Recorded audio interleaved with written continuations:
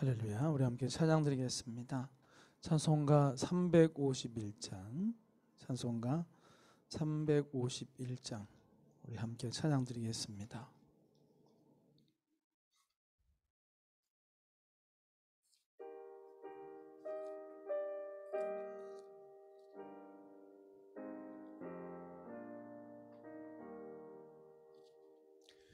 믿는 사람들은 주의 군사니 앞서가신 주를 따라갑시다. 우리 대장 예수 길을 들고서 접전하는 곳에 가신 것 보라. 믿는 사람들은 주의 군사니 앞서 가신 주를 따라갑시다. 원수 마귀 모두 쫓겨가기는 예수 이름 듣고 겁이 남이라. 우리 찬송 듣고 지옥 떨리니 형제들아 주를 찬송합시다. 믿는 사람들은 주의 군사니 앞서 가신 주를 따라갑시다. 세상 나라들은 멸망당하나 예수 교회 영영 왕성하리라. 마귀 권세 감히 해치 못함은 주가 모든 교회 지키심이라. 믿는 사람들은 주의 군사니 앞서 가신 주를 따라갑시다. 백성들아 와서 함께 모여서 우리 모두 함께 개가 부르세. 영원토록 영광 권세 찬송을 우리 임금 주께 돌려보내세. 믿는 사람들은 주의 군사니 앞서 가신 주를 따라갑시다. 아멘. 이제 우리 다 함께 사도신경으로 신앙 고백 드리심으로 수요일 새벽 예배를 하나님께 드리겠습니다. 나는 전능하신 아버지 하나님 천지의 창조주를 믿습니다. 나는 그의 유일하신 아들 우리 주 예수 그리스도를 믿습니다. 그는 성령으로 잉태되어 동정녀 마리아에게서 나시고 본디오 빌라도에게 고난을 받아 십자가에 못 박혀 죽으시고 장사된 지 사흘 만에 죽은 자 가운데서 다시 살아나셨으며 하늘에 오르시어 전능하신 아버지 하나님 우편에 앉아 계시다가 거기로부터 살아있는 자와 죽은 자를 심판하러 오십니다.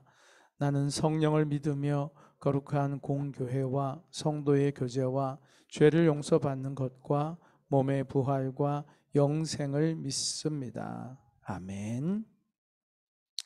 우리 함께 이 시간 찬양 한 장 더 드리겠습니다. 찬송가 357장, 찬송가 357장 함께 찬양 드리겠습니다.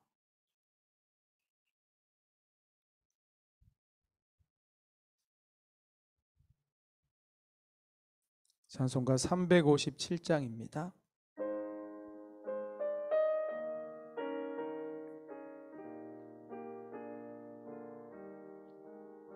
주 믿는 사람 일어나 다 힘을 합하여 이 세상 모든 마귀를 다 쳐서 멸하세.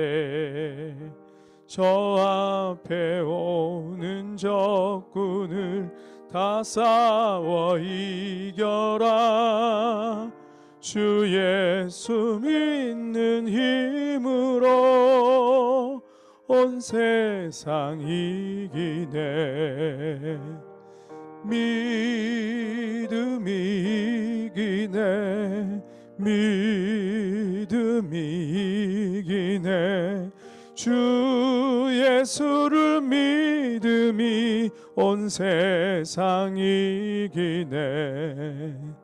온 인류 마귀 계율로 큰 죄에 빠지니 진리로 띠를 띠고서 늘 기도 드리세. 참 믿고 의지하면서 겁없이 나갈 때 주 예수 믿는 힘으로 온 세상 이기네. 믿음이 이기네. 믿음이 이기네. 주 예수를 믿음이 온 세상 이기네. 이까지 이긴 자에게 흰 옷을 입히고 또 영생복을 주시니 참 기쁜 일일세. 이 어두운 세상 지나서 저 천성 가도록 주 예수 믿는 힘으로 온 세상 이기네. 믿음이 이기네. 믿음이 이기네. 주 예수를 믿음이 온 세상 이기네. 아멘. 함께 기도합니다. 세상을 이기는 승리는 이것이니 우리의 믿음이니라. 할렐루야. 오늘도 찬송과 영광을 받으시기 합당하신 주님을 오늘도 예배하기 원합니다. 연약하고 부족한 저희들에게, 늘 넘어지기 쉬운 저희들에게 오늘도 하나님이 붙드시는 은혜를 베푸셔서 이렇게 깨어 일어나 새벽 미명을 밝히며 아버지 앞에 중심을 들여 예배할 수 있게 해주심을 감사를 드립니다. 이 거룩한 예배를 통하여 우리 심령에 하나님 녹슨 것, 때 묻은 것, 누추해진 것, 세상에 허망한 것들, 육신의 정욕들, 그리고 모든 죄악의 권세들이 다 그리스도의 보혈과 거룩히 하시는 말씀으로 말미암아 깨끗하게 씻어지고 정결케 되는 역사가 있게 하여 주시옵소서. 그래서 우리가 주님의 자녀들로서 더욱더 신실하게 진실하게 주님 앞에, 또한 주님이 우리에게 당부하신 세 계명, 서로 사랑하신 그 말씀을 부여잡고 살아갈 수 있는 존귀한 주의 백성들, 거룩한 믿음의 권속들 다 되게 하여 주시옵소서. 오늘도 말씀을 들으며 순종하기 원합니다. 주님, 들을 기도 주시고 순종할 수 있는 겸손한 마음도 허락하여 주시옵소서. 연약한 지체들이 있습니다. 몸이 연약하고 질병으로 힘들고 또 영적으로 약해지고 또 시험 가운데 곤고한 영혼들도 있을 것입니다. 하나님, 그들 한 사람 한 사람을 이 시간 기도하오니 찾아가 주셔서 약한 자는 강건케, 병든 자는 치료하시고 시험에 든 자는 주의 은혜로 자유케 되는 역사, 평안케 되는 역사가 임하게 하여 주시옵소서. 예수님의 이름으로 감사드리오며 기도드렸습니다. 아멘. 할렐루야. 이제 우리 함께 하나님 말씀 봅니다. 오늘 함께 보실 말씀은 신약 성경 요한계시록 14장 14절에서 20절까지 말씀입니다.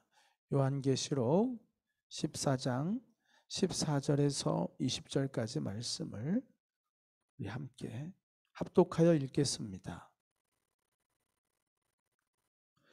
또 내가 보니 흰 구름이 있고 구름 위에 인자와 같은 이가 앉으셨는데 그 머리에는 금면류관이 있고 그 손에는 예리한 낫을 가졌더라. 또 다른 천사가 성전으로부터 나와 구름 위에 앉은 이를 향하여 큰 음성으로 외쳐 이르되 당신의 낫을 휘둘러 거두소서. 땅의 곡식이 다 익어 거둘 때가 이르렀음이니이다 하니 구름 위에 앉으신 이가 낫을 땅에 휘두르매 땅이 곡식이 거두어지니라. 또 다른 천사가 하늘에 있어 성전에서 나오는데 역시 예리한 낫을 가졌더라. 또 불을 다스리는 제단부터 나와 예리한 낫을 가진 자를 향하여 큰 음성으로 불러 이르되 예리한 낫을 휘둘러 땅에 송이를 거두라. 그 포도가 익었느니라 하더라. 천사가 낫을 땅에 휘둘러 땅에 포도를 거두어 하나님의 진노의 큰 포도주 틀에 던지매 성 밖에서 그 틀이 밟히니 틀에서 피가 나서 마일 굴레까지 닿았고 1600 스타디온에 퍼졌더라. 아멘. 할렐루야. 오늘도 주님의 평안과 회복의 역사, 또 치유와 강건케 하는 역사가 여러분에게 있기를 축복합니다. 오늘 함께 보신 본문의 말씀은 마지막 때에 있을 주님의 심판에 대한 말씀입니다. 이 말씀은 예수님의 공생의 기간에도 이미 나와 있었어요. 양과 염소의 비유 혹시 기억나십니까? 네, 예수님께서 어떤 자들은 좌편에, 어떤 자들은 우편에 세우죠. 근데 그들이 다 특징이 왜 자기가 여기에 있는지를 잘 모르잖아요. 예수님께서 너는 내가 줄였을 때 먹였고 헐벗었을 때 입혔고 옥에 갇혔을 때 찾아봐 주었느니라 그랬을 때 한쪽에 있는 자들은 우리가 당신에게 그렇게 한 적이 없습니다. 그러자 주님께서 가난한 자, 줄인 자, 헐벗은 자에게 한 것이 곧 나에게 한 것이다. 그렇게 말씀하시고 어떤 자들은 주님께서 너희들은 나에게 이렇게 한 적이 없다라고 했을 때 주님, 우리가 언제 주님한테 그렇게 박대했습니까? 우린 주님을 본 적도 없다는 듯이 이렇게 얘기하자 가난한 자, 약한 자, 곤고한 자에게 하지 않은 것이 곧 내게 하지 않은 것이다 하면서 그들을 좌우로 이렇게 나누지 않습니까? 우리가 심판 때 이와 같이 우리가 생각하지 못했던 결과를 만날 수 있을 거란 얘기죠. 그죠? 이게 단지 가난한 사람만 힘든 사람 잘 도와주란 말씀만으로 끝나겠어요? 그 말씀 속에는 심판 날에는 자신이 기대했던과 전혀 다른 결과를 당혹스럽게 만날 수 있는 사람들이 있다는 것이죠. 교인들인데 천국에 있지 못한 사람들이 있을 수 있고 저 사람이 했는데 그 사람이 천국에 있을 수도 있고 말이에요. 왜냐하면 사람은 외모를 보지만 우리 주님은 중심을 보시잖아요. 우리의 중심이 주님 앞에 인정받아야 될 줄 믿습니다. 오늘 말씀을 보면 첫 번째로 흰 구름 위에 인자와 같은 분이 앉으셨는데 머리엔 금면류관을 썼대요. 인자라는 말 참 많이 들어봤죠? 다니엘서에서도 나오고요. 다니엘 묵시 파트에서도 나오고 또 복음서에서도 예수님이 친히 인자는 안식일의 주인이니라. 그런 말씀도 하시고요. 그리고 금멸유관을 썼다는 것은 딱 보게도 우리 예수님인 걸 알 수 있죠. 그래서 인자와 같은 이가 머리에 금멸유관을 쓰고 그 손에 예리한 낫을 가졌어요. 예리한 낫을. 이런 말씀 보면은 자꾸 우리가, 저도 그랬었는데 자꾸 이미지를 떠올리는 거예요. 그래서 예수님이 낫 가지고 이제 나타나시겠구나.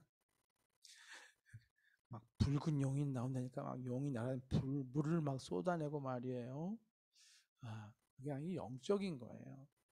영적으로 들려야만 요한계시록이 오늘 나에게 하신 말씀이라고 이게 퍽 깨달아지거든요.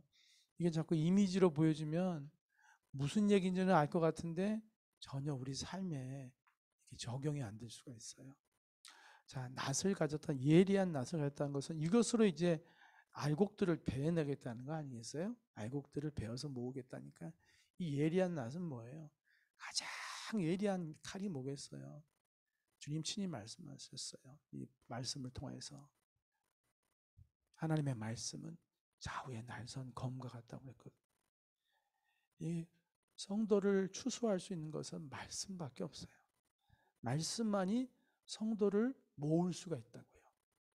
성도를 구별해서 하나님 앞에 모을 수 있는 거예요. 이 낫이 하는 일은, 여러분, 낫질 잘하는 사람들 보면은 낫질 못하는 사람이 붙잡고 막 이렇게 휘두르죠. 낫질 잘하는 사람은 슥슥슥 하면 얘가 슉 이렇게 모여요. 그죠? 우리 군대에서도 이렇게, 군대에서 낫질 하면은 서울에서 온 사람하고 시골에서 농사 짓던 사람하고 구별돼요. 서울에서 온 사람들은 막 힘으로 막 두들겨 패고 난리가 나는데, 시골에서 농사 짓던 사람들은 슬슬슬슬, 그 사람들은 먼저 돌에다가 어디서 돌멩이 하나 주워가지고 슥슥 갈아요. 우리는 가는 게 뭔지도 몰라요. 그냥 있는 거 가지고 막 이빨 부러진 거 갖고 막 하는데, 그 사람들은 쫙 본 다음에 침 뱉어가면서 싹 갈라가지고 슥슥 이렇게 하면은 순식간에 쫙 모여가지고 품 안에 딱 모이거든요. 이 기술이에요. 마찬가지로 이 낫도 쫙 해서 모으는 거예요. 이게 진리의 말씀으로. 그 성도가 어느 때 성도로 구별되냐면은 하나님의 말씀에 의해서 성도인지 아닌지가 구별되고, 그리고 알곡인지 심판의 자녀인지 구별이 되는 것입니다. 그래서 성도는 죽고 난 사람 말씀을 붙잡고 살아야 되는 거예요. 성도가 세상의 이치나 자기 생각이나 자기 주장을 쫓아 살면은 위험한 거예요. 어떻게 될지 몰라요. 왜냐하면 심판은 말씀으로 이루어지기 때문에 그렇단 말이에요. 주님이 추수하고 거두는 영혼들은 말씀의 기준에 의해서 모으기 때문에 그렇습니다. 그래서 날마다 말씀을 붙잡고 씨름하셔야 되는 거예요. 하나님의 자녀는 범죄치 않느냐니 요한에서 나오죠.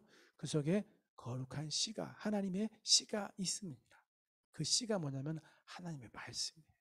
그 말씀이 성도를 범죄하지 않도록, 범죄했던 성도가 회개하고 돌아오도록, 또 의의 길이 무엇인지 알도록, 어떻게 해야지 거룩함을 이루어 갈지를 알려주는 게 거룩한 씨, 하나님의 씨, 말씀이라는 것이죠.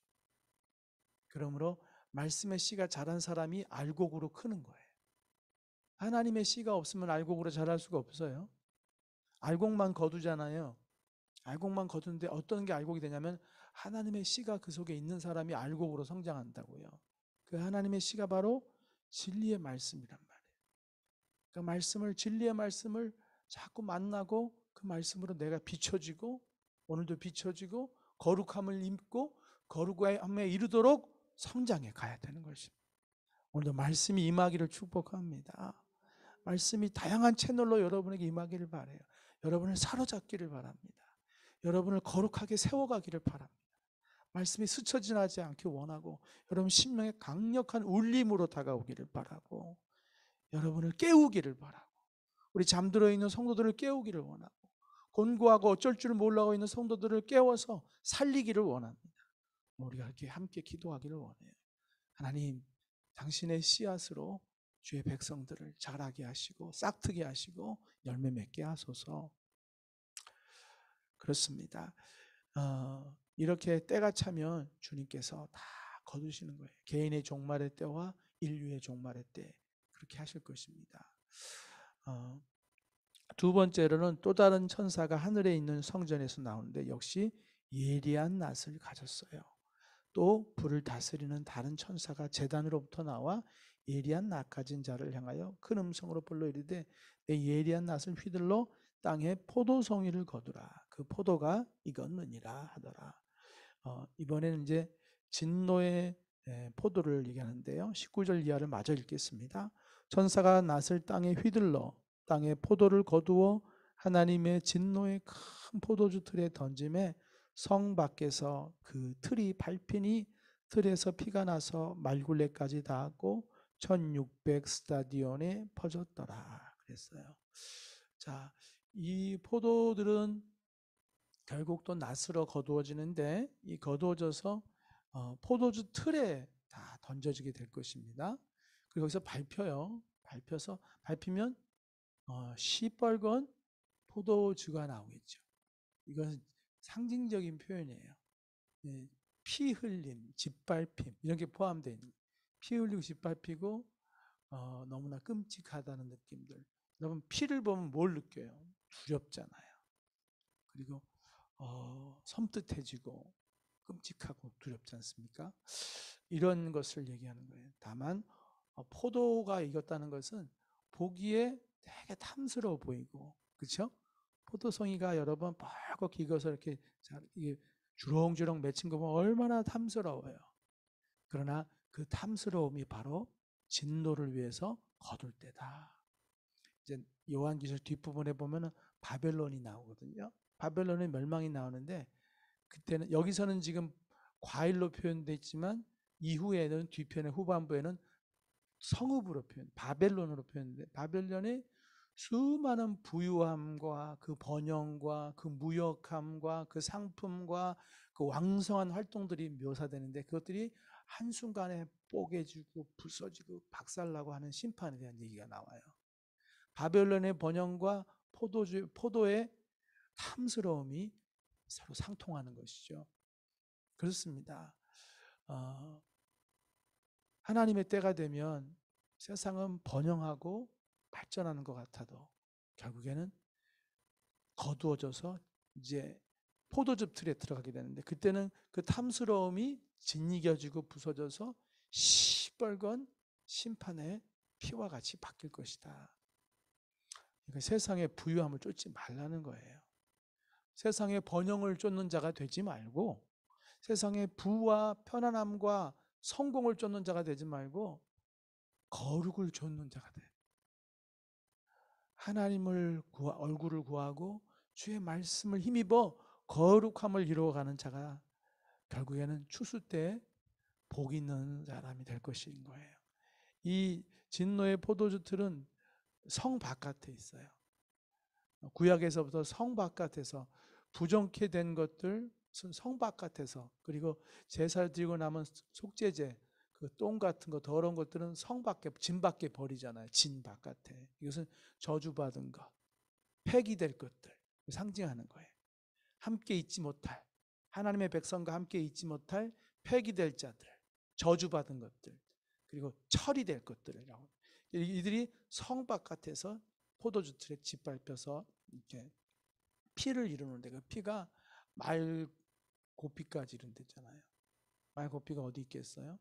말 거의 머리까지 이렇게 차오르게끔 그만큼 그리고 이게 여기 보면은 1600 스타디온에 이르도록 이 피의 강이 흐르는데 1600 스타디온은 약 300km가 넘는 이게 얼마나 이 피가 깊고 멀리까지 흐르는지 그 얘기 뭐냐면은 이와 같이 심판을 받을 자들이 허다하게 많다는